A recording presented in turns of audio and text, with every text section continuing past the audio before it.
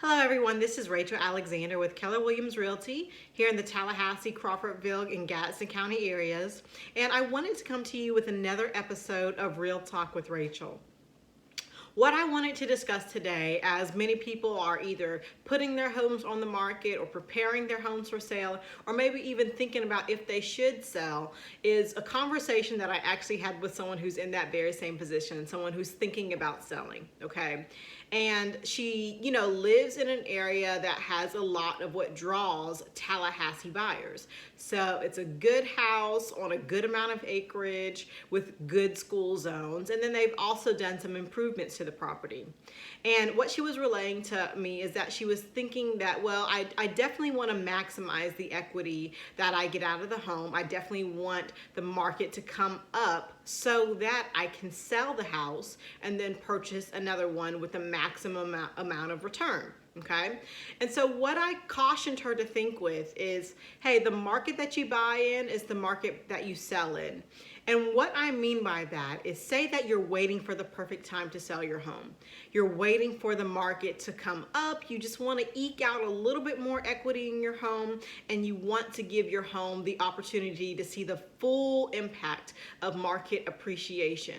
Okay, there's two things that I want to say here. Number one, like I said, the market that you buy in is the market that you sell in. And so when you wait for your home to come up, to kind of maximize its equity, other sellers are doing that as well. So if you need to buy and move into another home and the market is up and you're maximize the equity out of your home, there's probably going to be higher prices in the areas that you're looking as well. Now, does a higher price for a home necessarily mean a bad deal? No, it doesn't. It depends on your own personal profile, number one. And then number two, it depends on the interest rate that you're getting. So definitely always want to be able to purchase a home wisely. You don't want to rush into the decision, but at the same time, you don't want to wait forever to sell your home, thinking that you're going to find some crazy steal of a deal at a time where your market appreciation is up, especially if you're looking to buy in a similar area. Okay. The other thing that I want to say to you is that no realtor has a crystal ball. If we had crystal balls, we could advise you, hey, sell on this date, 2 years from now, sell on this date 3 years from now. And really what we do is we watch market trends. Now, with the way that the market is currently, we are in very much a seller's market. So with us being in a seller's market, that means that home values are up. Now, buyers, does this mean that it's a bad time for you to purchase? No, because the saving grace right now is that interest rates are still low. And so you can still get a good monthly payment on a house. You can still get a good deal on your home for the long term, okay? So that's kind of the real estate portion of today's session, just that the market that you buy in is also the market that you sell in. You can't sell in a market that's a seller's market for you and not expect at the same time that it's a seller's market for someone else. Does that make sense? Okay. All right, now the next thing that I wanted to talk to you guys about is actually, kind of just something that I've been reflecting on with us having coronavirus. And so I am a working parent. I have a 6-year-old child. And one of the things that coronavirus has allowed me to do is we spend a lot more time together. He's not spending, those 8 hours or so in school. And, we're just getting to know each other better. And so I see even more of myself in my child.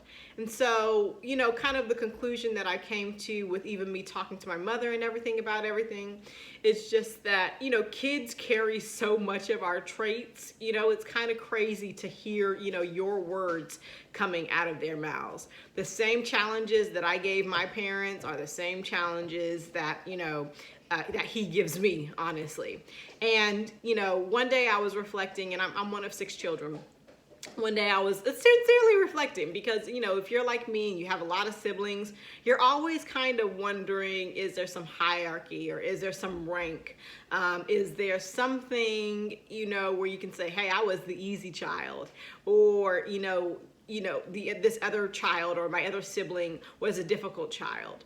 And what I came to, and this was confirmed by my parents, is I spent time thinking about, I wonder which child was like the most difficult, that you had to be on your P's and Q's to raise, was the conversation that I was having with my parents. And they said, well, actually it was you.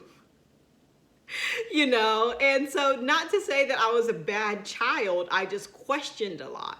And that's the same thing I see with my child, is that he questions a lot. He wants to know why. He's definitely not that easy child that this just kind of goes with the flow. So what I want to hear is, what things have you noticed about your kids during coronavirus? Can you empathize? Are we learning? Are we growing together? Or if you don't yet have kids, is this a concern of yours? Is getting yourself in pint-sized form? So just wanted to share that with you all.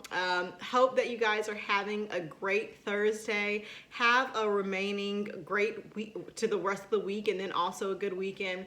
And like I said, if you're looking to buy, sell, or invest in real estate here in the Tallahassee area, give me a call, shoot me a text. My number here is 850-206-2199. Have a great one, y'all.